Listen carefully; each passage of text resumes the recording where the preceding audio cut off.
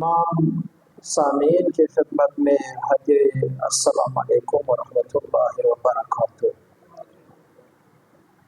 سب سے پہلے سادات کے حوالے سے ایک جملہ عرض کروں گا اس آیت شریفہ کے تناظر میں، جس میں سبحانہ تعالیٰ فرما رہا ہے قُلْ لَا أَسْأَلُكُمْ عَلَيْهِ أَجْرًا إِلَّا الْمَوَدَّةَ فِي الْقُرْبَى۔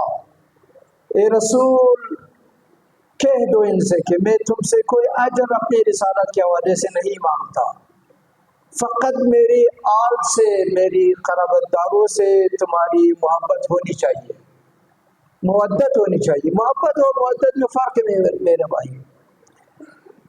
محبت وہ ہے جو دل میں ہوا کرتی ہے، مودت وہ ہے جو دل میں ہونے کے ساتھ باہر اس کے آثار دکھنے میں آئے۔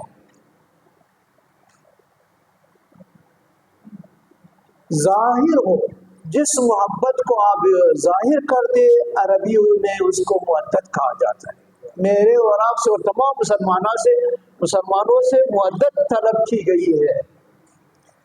اور محبت کوئی ایک ایسی چیز ہے میرے بھائیوں کہ جب بھی محبت آتی ہے، محبوب کے ساتھ محبوب کے قرابت داروں اور نسبت داروں کے ساتھ بھی محبت آتی ہے۔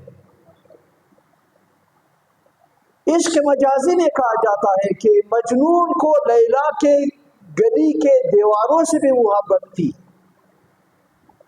مجنون کو باقی چیزیں تو اپنی جگہ پر، لیلا کے گلی کے کتوں سے بھی محبت تھی۔ تو کیا رسول کے آل درجوال میں اہل بیت اسمت و طہارت ان کی محبت واجب ہے، اور اس کے بعد آپ ان کے آل میں سے، ان کے اولاد میں سے، تو یہ نسبت داری جو آپ کی رسول اور آل رسول کے ساتھ وابستہ ہے، اس سلسلے میں آپ کا احترام مسلمانوں پر واجب نہیں ہے۔ بس سادات کے حوالے سے یہ عرض کروں گا، موضوع کے حوالے سے اس آیت کے تناظر میں عرض کروں گا هو الذی ارسلہ هو الذی ارسل رسولہ بالہدی ودین الحق لیظہرہ علی الدین کلہ ولو کرہ المشرکون۔ سورہ توبہ آیت نمبر 33۔ آپ لوگوں سے عالین بھی تشریف فرما ہے، پروفیسر صاحب بھی تشریف فرما ہے، سب سے ایک سوال ہے میرا۔ آیت کا ترجمہ یہ ہے کہ وہ اللہ جس نے اپنے رسول کو بھیجا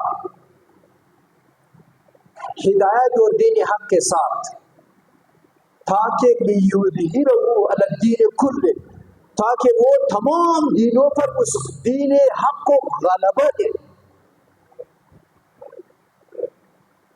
آیت کیا فرمانی ہے؟ قبلہ مفتی صاحب بھی تشریف فرمائے، علماء بیٹھے ہوئے ہیں۔ دین حق کو تمام ادیان پر غلبہ ہو۔